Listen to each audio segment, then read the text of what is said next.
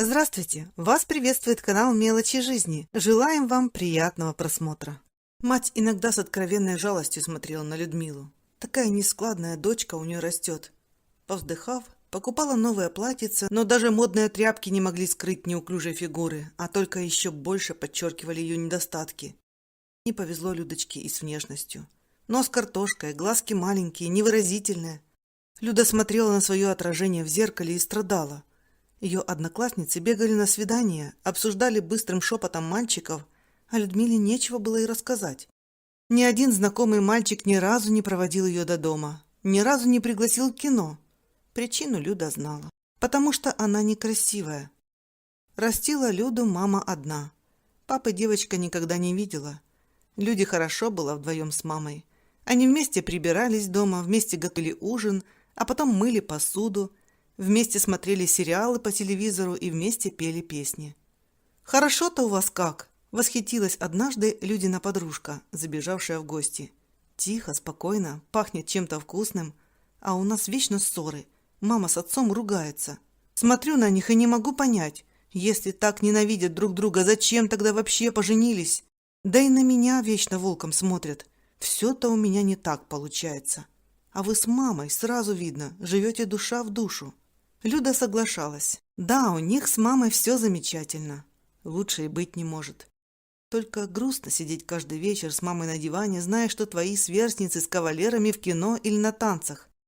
Ничего, пыталась приободрить дочь мама, наблюдая, как та с ненавистью рассматривает свое отражение в зеркале.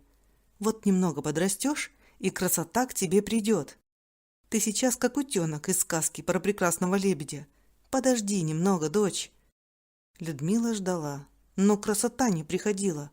Зато появились юношеские прыщи, с которыми Люда неумело боролась, в результате на коже остались неприятные следы. Мало того, что уродина, да еще и корявая. Рыдала Людмила в подушку. Кому я такая нужна? Шли годы. Хоть мать и старалась настраивать дочку на другой лад, но Людмила выросла с полной уверенностью. Она страшилище. Женщина махнула рукой на свою внешность. За модными новинками не гналась и одевалась в простые костюмы, которые в народе почему-то называют учительскими. Волосы укладывала в шишку на затылке и закалывала шпильками. На лице ни грамма косметики. А зачем, если краше все равно не станет? После окончания университета Людмила была приглашена в фирму, где студенткой проходила стажировку. Директору приглянулась трудолюбивая вдумчивая девушка. Через 8 лет Люда стала заместителем директора. Ее назвали только по имени-отчеству – Людмила Сергеевна, и считали строгим, но справедливым начальником. В фирме, где Людмила работала, из 28 сотрудников насчитывалось всего 4 женщины. Казалось бы, при таком дефиците представительниц прекрасной половины мужчины должны были обратить внимание и на Людмилу. Но нет. Кажется, своим серьезным, даже мрачным видом она отпугивала мужчин. Во взгляде читалась выработавшаяся годами усмешка. «А ну-ка, подойди. И чего ты стоишь? Да, я далеко не красавица, но зато у меня красный диплом университета и карьера, которую я выстроила сама. Без помощи богатых папиков. А чем ты можешь похвастаться? Тощим кошельком и умением брякать на гитаре? Да и только». И даже те, кто хотел ради карьеры растопить лед в сердце суровой Людмилы Сергеевны, тушевался и отступал без боя. Однажды в холле фирмы Людмила встретила его. Навстречу ей шел обычный мужчина, вроде бы ничем не примечательный, но удивительно располагающее было у него лицо и какое-то знакомое, даже родное. Людмила невольно улыбнулась.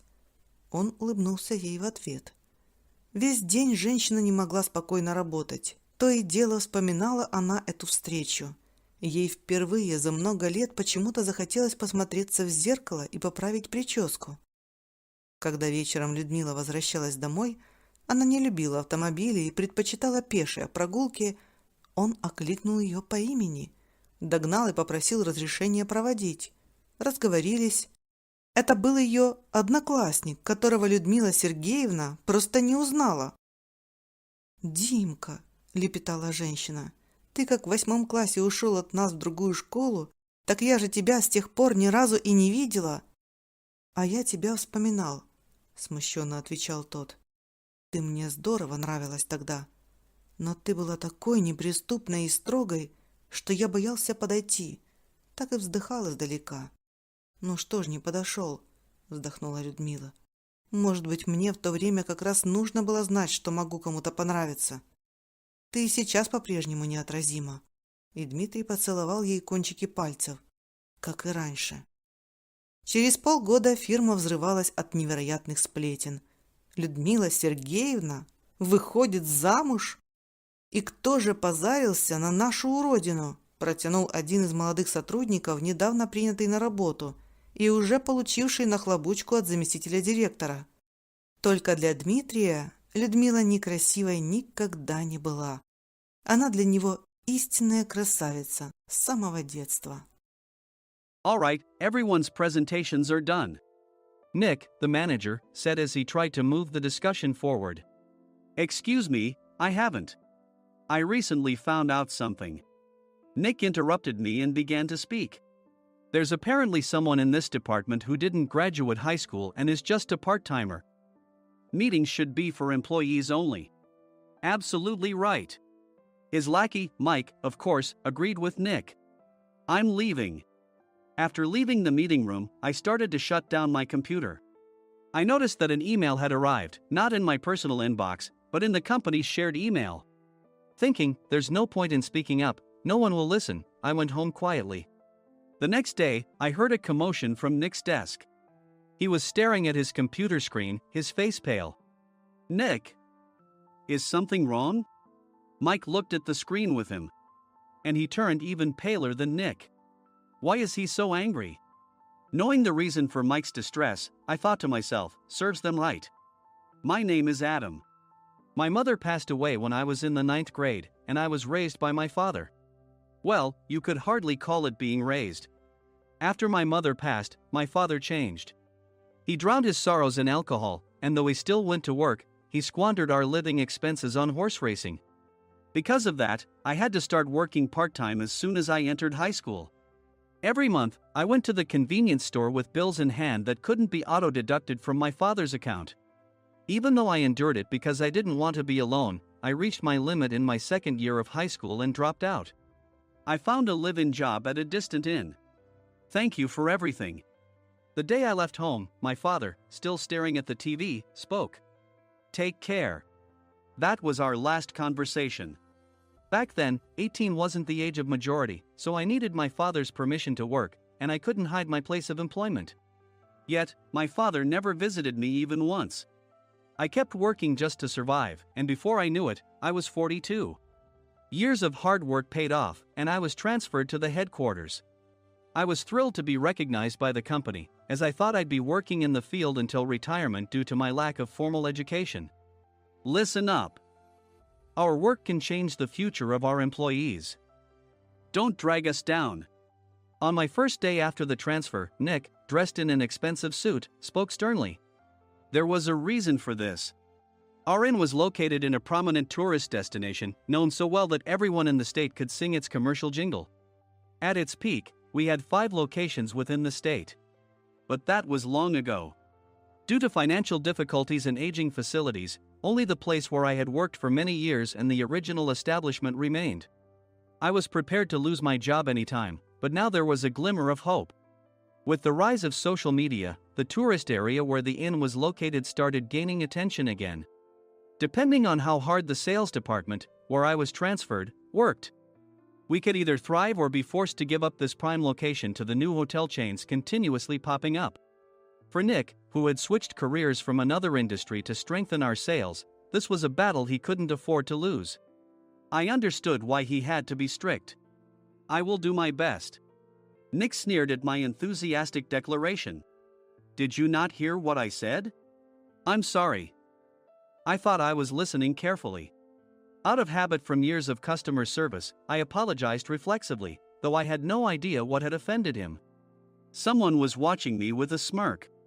In this department, there are those who are expected to excel and those who have been shoved here because they have nowhere else to go. You are the latter. It was Mike, the section chief. He's 7 years younger, at 35. But he was called to headquarters much earlier than I was and had been moving around within the headquarters ever since. I'm not jealous, but I can't accept that he's my boss. Graduating from a prestigious university, he has an unusually high pride and caused many problems as a newbie, making things very difficult for me when I was the front desk leader. When I found out Mike was transferred to the sales department a month before me, I was disheartened. Mike is right. With just a middle school diploma, there's not much you can do. Don't even think about achieving results. As if I didn't exist, Nick remarked, "I'm thirsty." Mike eagerly ran to the coffee maker. It seems Mike is Nick's lackey. I regretted being happy about my transfer to headquarters, wishing I had stayed on site forever. Send a direct mail to every company on this list by the end of the day. Nick only assigned me tasks that even a new graduate could handle. What? There are over 1,000 companies. You want me to send to all of them by today? Yes, if you and your fellow misfits split the work, even those with nowhere else to go should finish by today. I glanced at the employees typing away expressionlessly.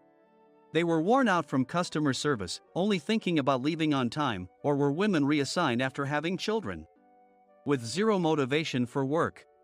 Even Sam, a new graduate from the same university as Mike, who was supposed to be among the expected achievers, had no enthusiasm for the job, having joined the company wanting to do customer service. "I don't care what they say, I plan to quit anytime," he said. Only Nick and Mike were highly motivated, making all the decisions between the two of them. I originally only wanted to work at the inn to survive and had no particular attachment to this job. I swallowed my words, thinking I had no right to reprimand them. About a month after the transfer, Nick told us with a frustrated look, "To commemorate the 50th anniversary, we've decided to create a plan exclusive for one group per day." Originally, Mike and I were supposed to come up with it, but our president, Mr. Thompson, insists on hearing everyone's opinions. "So, you all get a chance." As Nick explained, Mike began handing out prints. "Make sure not to embarrass Nick. If your ideas are half-baked, you'll have to redo them." It seemed that they had printed his handwritten notes by Mr. Thompson, which included several questions and a section for free responses. It made sense why Nick had to seek our input, given that all responses had to be submitted to Mr. Thompson. We were given a week to think about it, and a meeting was scheduled to compile our ideas. My plan is to let guests enjoy both the old and modern America. Nick began the presentations. Guests would watch a master confectioner at a nearby traditional sweet shop make sweets in front of them.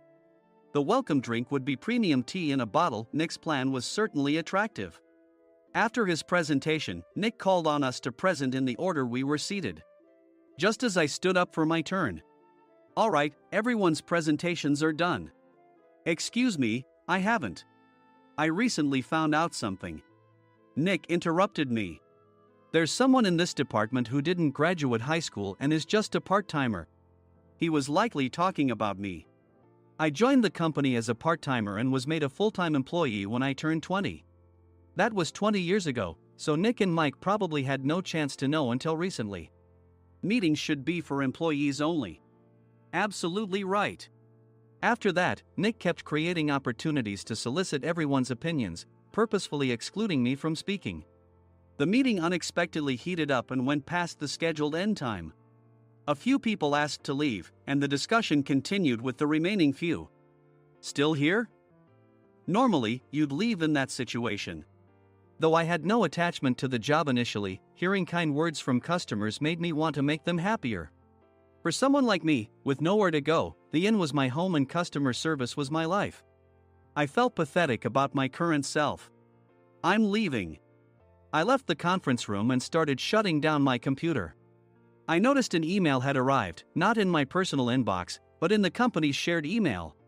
Thinking no one would listen to what I had to say anyway, I quietly went home. The next day, while preparing the DM as instructed, I heard a commotion from Nick's desk. In his haste to stand up, he hit his knee on the desk. He stared at his computer screen, his face pale. "Nick, what's wrong?" Mike, thinking he should be the first to rush over, approached Nick while still wearing his coat. He peered at the screen with Nick. And he turned even paler than Nick. Why is he so angry? Who is responsible for this company? Nick, more irritated than ever, asked, and Mike answered without checking. Probably Sam. Sam wasn't there because he was attending a morning training session for new hires. Nick gave up on getting angry and returned his gaze to the screen. They were looking at an email that arrived right after the end of the working day yesterday.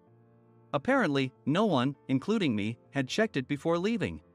The email was from a large company that used us for their annual employee trips.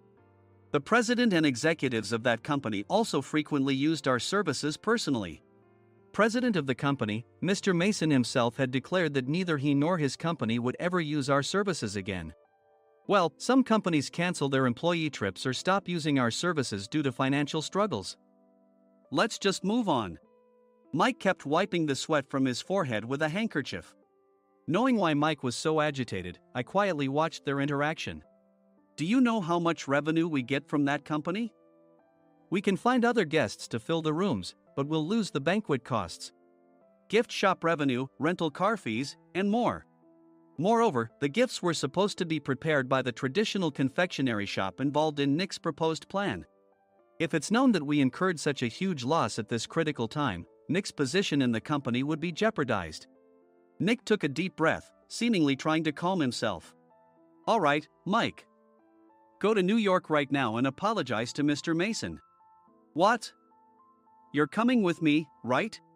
I have urgent work to do. I trust you, which is why I'm entrusting this to you. Please. Mike, believing Nick's sincerity, agreed with a determined look on his face, saying, yes. That's Nick for you. Even if Mike went to apologize, Nick would shift all the blame onto him if the client didn't change their mind. Well, it was Mike's fault to begin with, so it served him right. About 3 hours later, Sam answered a call from somewhere and repeatedly apologized, saying, I'm very sorry. Everyone watched to see what was happening. After ending the call, he informed Nick with a weary tone. When Mike arrived at the client's company, he only made things worse, further infuriating Mr. Mason. He was demanding, get his boss here immediately. It was no wonder Sam was exhausted, dealing with such a call right after returning from training. What is that idiot doing? All right, Adam, you're coming with me. If sacrificing Mike didn't work, then I must be next. Normally, I'd want to refuse at all costs, but I saw an opportunity in this situation. If I can be of assistance, I'd be happy to join you. I immediately followed Nick, and we flew to New York. When we introduced ourselves at the reception, it became clear how serious the situation was, as the receptionist personally escorted us to the president's office. Angry voices leaked through the door, making both Nick and me uneasy. Excuse me. I'm Nick, the supervisor. I understand my subordinate has caused you trouble, and I deeply apologize. Nick, with his experience in the corporate world, knew enough to offer an apology before excuses. However, his customer service skills left much to be desired. I sighed as I saw Mike trembling like a small dog in the corner of the room. What kind of training are you giving your subordinates? Mr. Mason glared at Nick with a red face. The intensity of his gaze made even Nick take a step back. Regrettably, I joined this company only 2 years ago and was unaware of Mike's issues. I should have identified his shortcomings sooner. Indeed. I should have realized sooner. No sensible person would come to apologize and then give a lengthy presentation on the drawbacks of not using their in. Nick froze, his mouth slightly open. Suspecting the worst, I picked up the documents that had fallen to the floor. It seemed Mike hastily prepared these documents on the plane, listing the disadvantages. Disadvantage 1: if you change the venue for the company trip, employees might suspect it's for cost-cutting reasons, leading to a negative impression. Reading it aloud half-jokingly, Nick snatched the papers from my hand and checked the contents with a furious expression. Among the stack of documents was a receipt from a nearby convenience store's copy machine. I felt a pang of dread, hoping he hadn't shown the receipt as well. What do you think he said when I asked what kind of nerve he had to do this? I'm very sorry. Faced with the dire situation, Nick must have thought there was nothing left to do but apologize. In a voice smaller than I'd ever heard from him, he uttered words of apology. He said, I'm a Harvard graduate. I don't believe I said anything wrong. Mike. What have you done? Forgetting his plan to pin the blame on Mike, Nick yelled loudly, even in front of Mr. Mason. "I didn't do anything wrong." "You're still saying that? Look at him." Mike pointed at me with a shaking hand. "I was assigned to headquarters in my 20s and now I'm a section chief. This guy only made it to headquarters at 42. Everything I've done proves I was right. So why are we losing the contract?" Having said his piece, Mike collapsed to the floor. "Of course. You were sent there because you had nowhere else to go." Mike never expected to hear such words from someone he looked down upon. He lunged at me, and Nick hurriedly stepped in to stop him. "Mr. Thompson told me Mike is a quick thinker, and to take good care of him." There's no way he was pushed aside. "Don't make things worse here." "He didn't say quick thinker, he said only quick-witted, didn't he?" I don't remember that part." I recalled the many troubles Mike caused when he was a newbie. When Mike was on the front line, his pride was so high that he never apologized to customers. Customer service, especially in our job, doesn't work alone. It brings both good and bad situations. If the front staff or housekeepers made mistakes, or the cleaning company didn't properly clean a room, one had to apologize to the customers regardless of personal fault. Mike, in such situations, would never apologize, insisting he wasn't at fault. This often angered customers, and as the front desk leader, I frequently had to apologize on his behalf. He caused complaints and disrupted operations, which is why he was quickly moved to headquarters. In departments where he didn't interact directly with customers, his quick thinking was beneficial and things went well. But it seemed his flaws were starting to show. Corporate reservations are supposed to be entered into the system by the sales representative. But a quick check yesterday revealed that more than 10 items were missing from the client's reservation. The handover document clearly stated what needed to be prepared. Why didn't you enter it into the system? Why do we have to give them special treatment? Filling rooms near the banquet hall, setting up all the food in advance. Specifying the brand of wine, they're too demanding. No wonder he always angered customers, I thought, feeling a headache coming on. Grouping them in rooms near the banquet hall is for our benefit too. It makes it easier for the staff to set up beds and serve breakfast since everyone's schedule is synchronized. As for the other requests, Mr. Mason suggested them to lighten our load. I didn't know that. Nick finally seemed to realize that Mike was the one who had angered the client. What did you say to them? I just told them we wouldn't give them special treatment anymore. We shouldn't waste effort on things that don't bring in money.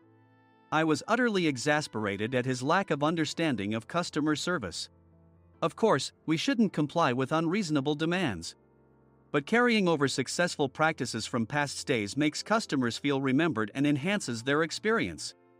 Good memories encourage repeat visits. That's part of our job. I looked down at Mike, who was sitting on the floor.